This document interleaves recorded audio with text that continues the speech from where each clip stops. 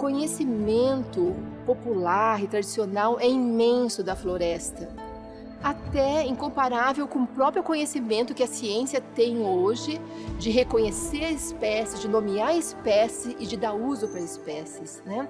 Quase 100% das espécies de um ecossistema próximo de uma área indígena que ainda tem sua cultura preservada é conhecida. Em torno de 70% dessas espécies são utilizadas como plantas medicinais, né? Então, é uma quantidade muito grande de conhecimentos. Esses conhecimentos têm sido só uma fonte de informação. A maioria das vezes, esse conhecimento é utilizado, vai-se nas plantas originais, se sintetiza a molécula que tem aquele princípio ativo, que tem aquela propriedade fitoterápica, e daí se vai para as grandes indústrias e depois nós brasileiros, nós caboclos, nós indígenas, compramos esses medicamentos.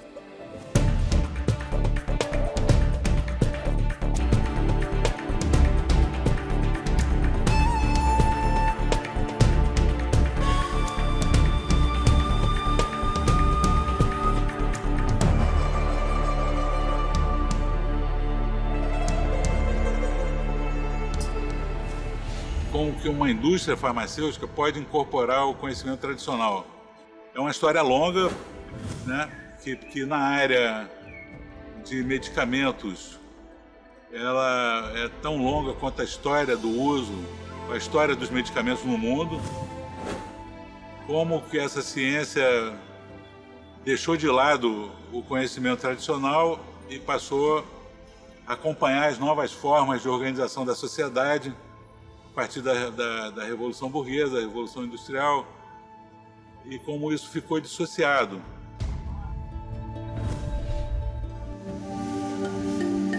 No coração de Manaus, encontra-se o INPA, Instituto Nacional de Pesquisa da Amazônia.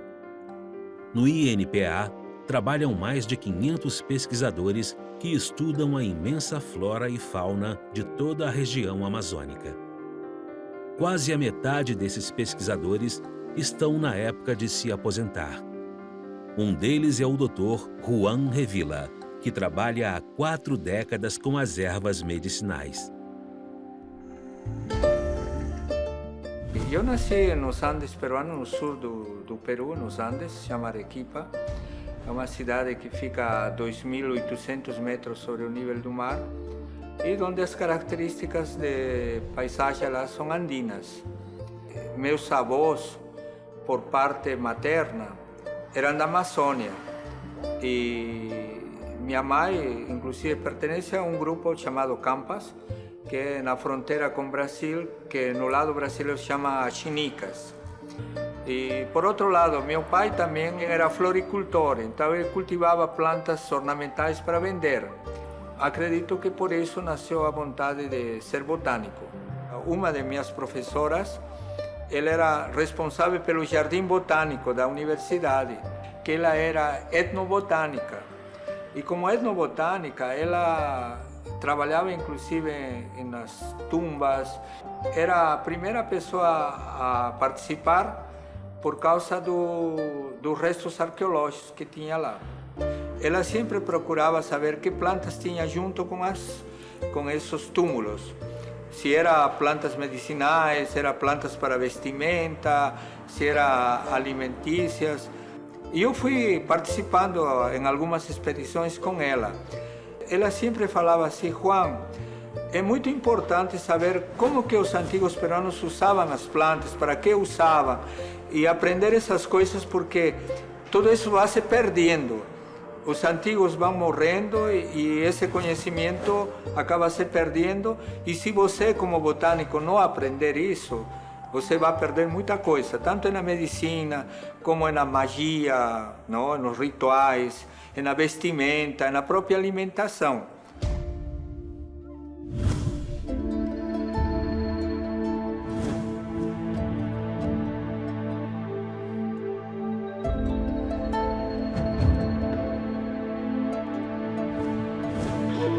Junto com o professor Juan Revilla, fomos ao Centro Experimental de Manaquiri. Aqui estudam-se plantas que possuem ativos químicos que podem curar determinadas patologias.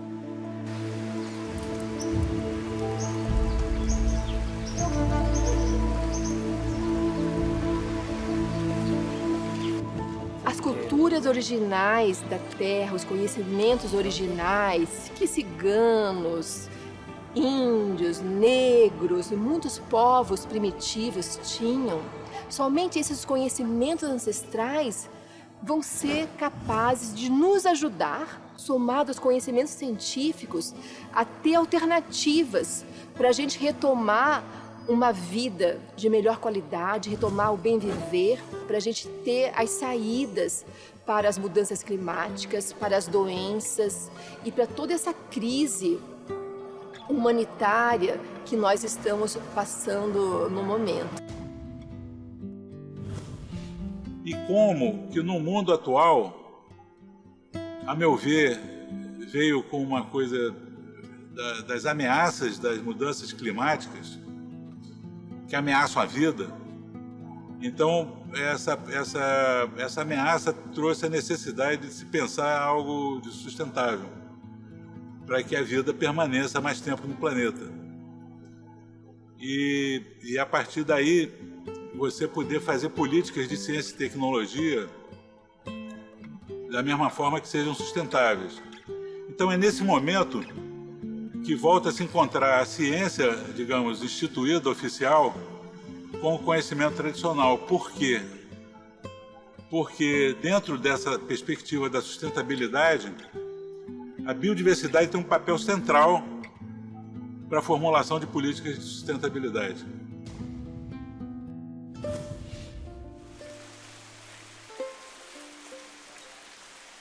Essa é uma planta chamada guaiaba de anta, que o fruto parece uma guaiaba.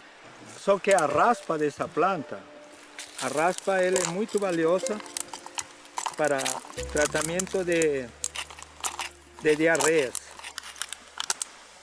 Ele é para diarreias que são feitas por bactérias, pode ser por vírus. Ele tranca, ele conserta as diarreias. Que tem diarreias também que são ocasionadas por amebas. Já para amebas isso aqui não funciona. Para amebas já funciona o chá de hortelã. Então cada diagnóstico nos vai permitir usar uma ou outra planta. Quando eu fiz o levantamento das plantas úteis da bacia amazônica, no Peru já se conhecia a guaiaba de anta para diarreias, na Bolívia também, e aqui na Amazônia também.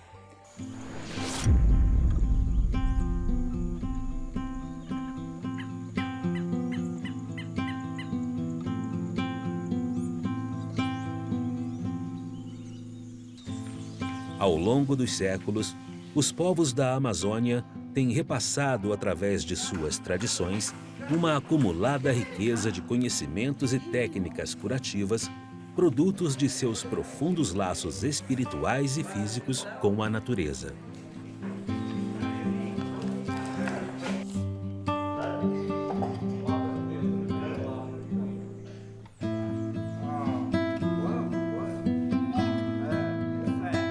A cura dos enfermos está a cargo do xamã, que analisa e diagnostica as pessoas de forma holística, analisando seu estado físico, sua relação com a sociedade e sua relação com a natureza.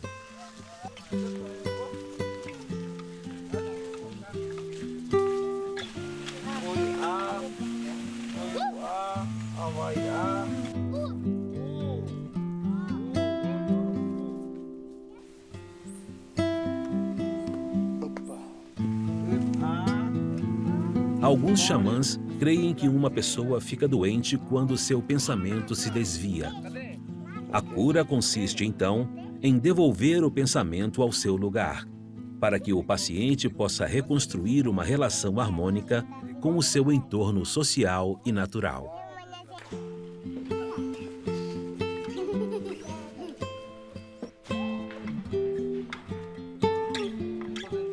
Cada aldeia conhece profundamente as ervas de seu entorno e as protege.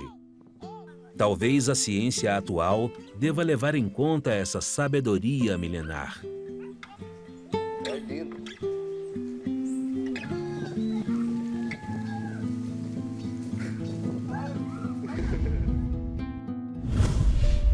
Esse é um processo de valorização do conhecimento, que é mais do que valorização, é um reconhecimento do valor que esse conhecimento tem. E que normalmente a academia ou outras políticas falam, mas não permitem que ele dialogue de igual. Esse conhecimento tem que ser valorizado. Uma das maneiras é que o Sistema Único de Saúde realmente tenha práticas integrativas e complementares associado às suas medicinas alopáticas, né? Mas não só como é hoje, raramente, uma prática oriental. Nós precisamos as medicinas tradicionais, as medicinas amazônicas tão ricas, né? E isso nós vivemos em plena Amazônia e nós não temos um posto de saúde que tenha uma parteira, que tenha um benzedor, que tenha um herveiro. E as medicinas da Amazônia, as caboclas e as indígenas, elas têm que estar agregadas a isso, né? É claro que tudo isso a gente soma com todos os conhecimentos científicos, né? Da eficácia, da validação de tudo isso. É muito importante essa soma do conhecimento tradicional científico.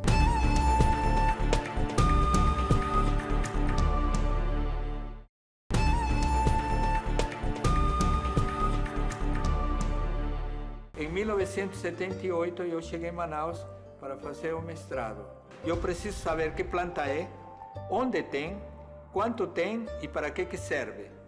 Por causa de eu saber para que serve, que eu virei terapeuta.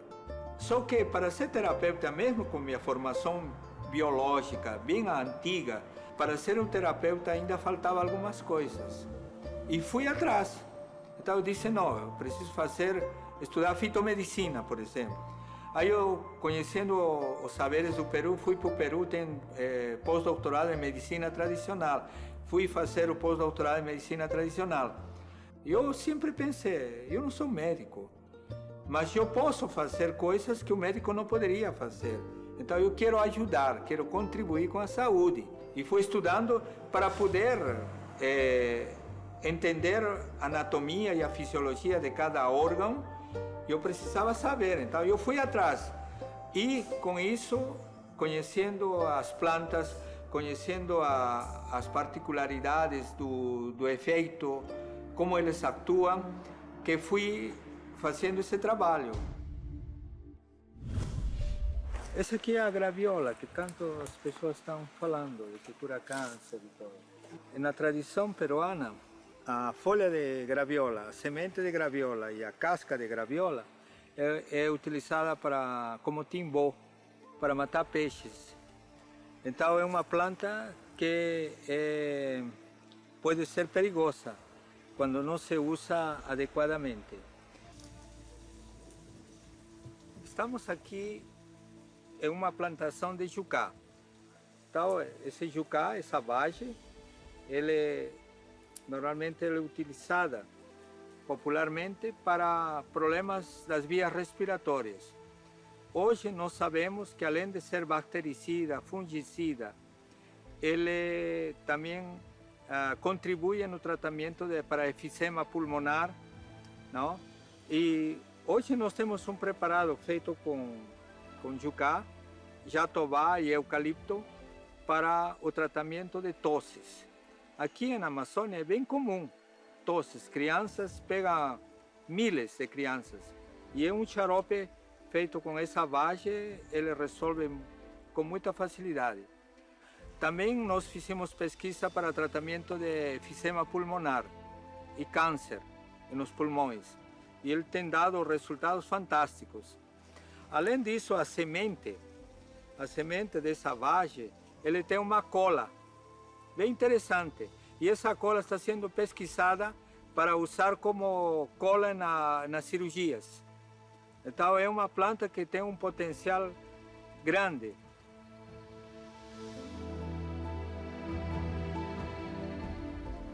Essa planta aqui chama-se cipó-d'alho.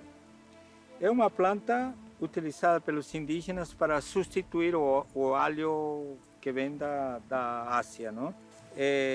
Além dessas propriedades na culinária, uma das propriedades dele é em forma de banhos, utilizado pelos indígenas para limpar o organismo dos maus espíritos. Hoje nós estamos pesquisando ela e descobrimos que tem substâncias que são inseticidas fantásticos e já está sendo testado para vários tipos de insetos.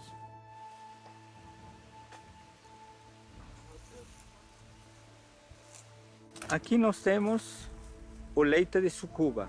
O leite de sucuba é uma das plantas muito comuns usadas aqui em Manaus para tratamento das vias respiratórias. Ele é utilizado para tuberculose, para efizema pulmonar e também serve para pessoas que têm os pulmões fracos.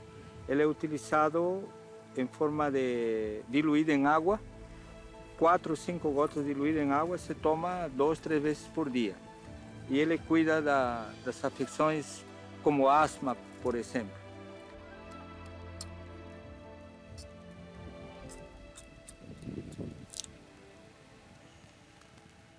Pela experiência popular, ele cura tuberculose, ajuda no tratamento de efizema pulmonar e ele também, bronquites, asma, ele funciona muito bem. Estamos aqui, essa aqui é canha de açúcar. Cana de açúcar é uma das folhas bem interessantes, porque na literatura diz que a folha de cana é solvente, então ele afina o sangue. E quando misturado com folhas de tamarindo, que nós temos aí, e com folhas de pitanga, a gente consegue ter um produto como este. Esse produto ele combate colesterol, triglicerídeos, ácido úrico, ureia e a glicose. Todo o que dificulte a circulação, esse chá com essas 3 folhas funciona muito bem. Camu-camu, o caçari, o araçá do igapó, uma espécie que cresce na margem dos rios de água barrenta. O interessante dessa planta é que ele tem 20 vezes mais vitamina C que o limão. E hoje é utilizado como conservante de alimentos. E também, claro, é usado em geleias, em sucos. E ultimamente o fruto total, ou seja, a casca, a polpa e a semente são desidratados totalmente, pulverizados e são utilizados para fortalecer a imunidade.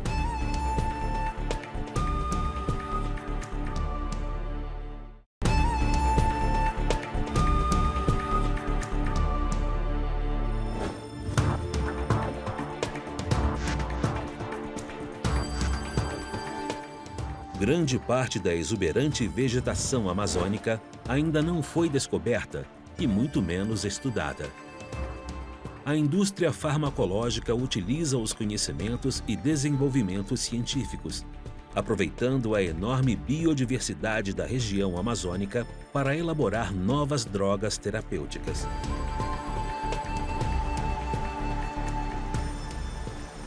O consumo dos fármacos vem aumentando ano após ano, de maneira exponencial.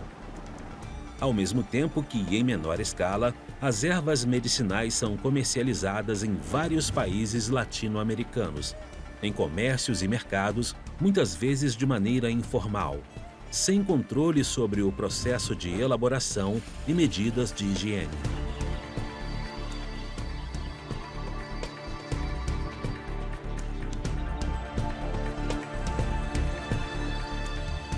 O consumo de ervas medicinais, com frequência, seguem sem prescrição de um profissional, permitindo o consumo de doses possivelmente inapropriadas. As ervas medicinais têm princípios ativos que podem servir para determinadas patologias, mas também podem gerar reações inesperadas. O uso excessivo de uma planta medicinal também pode provocar efeitos adversos. Como o conhecimento popular pode determinar se uma erva é adequada ou a dose certa para a mesma? O mais razoável seria se consultar com os estudiosos que dominam os efeitos das ervas curativas.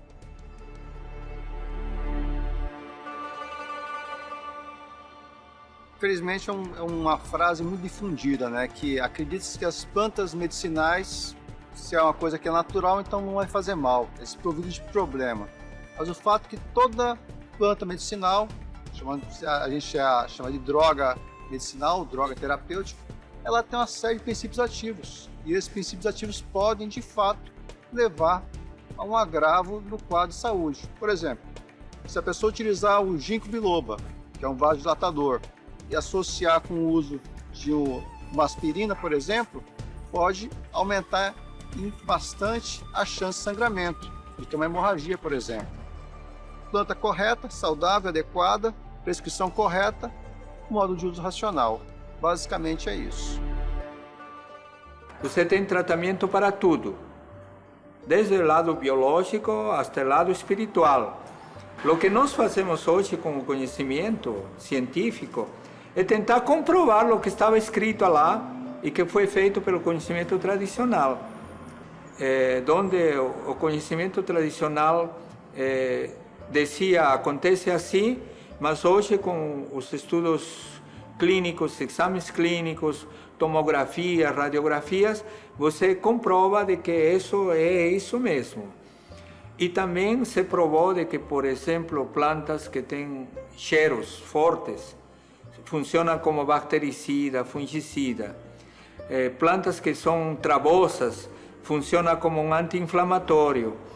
Plantas que são assim também, tipo assim, escuras, eles têm alcaloides e esses podem tratar feridas que matam. Ferida que mata, ferida que não cura, ferida que fede, é o câncer. Então, eles sabiam a sua forma de entender como tratar essas doenças.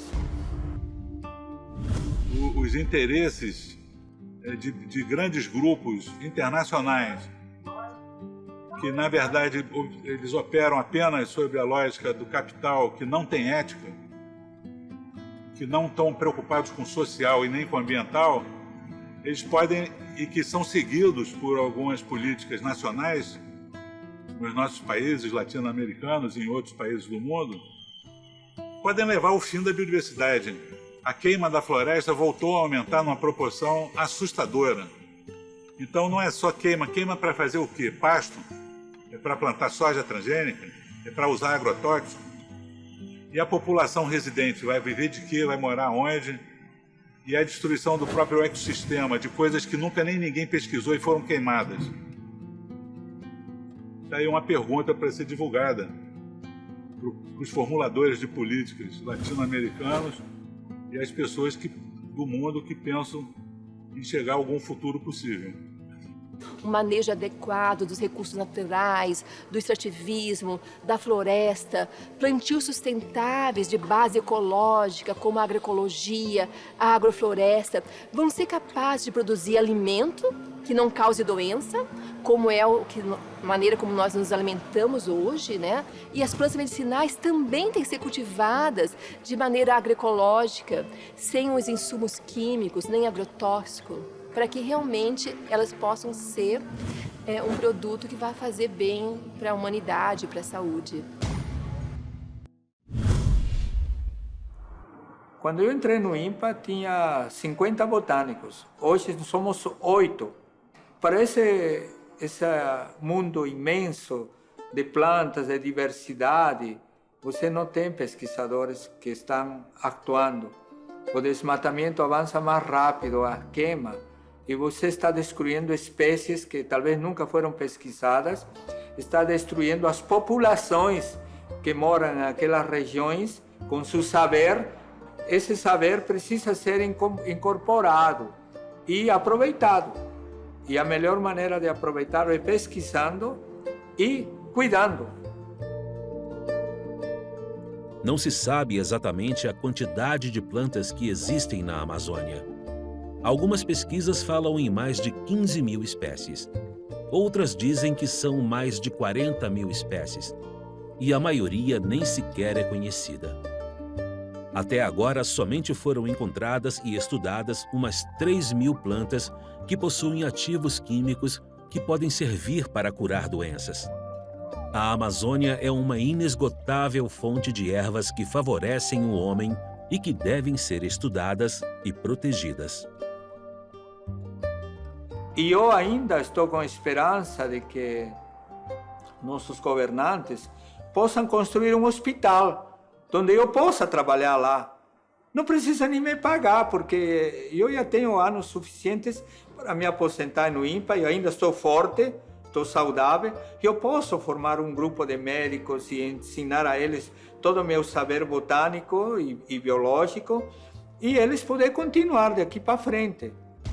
Então, eu fico assim entusiasmado de que isso poderá acontecer antes de eu morrer.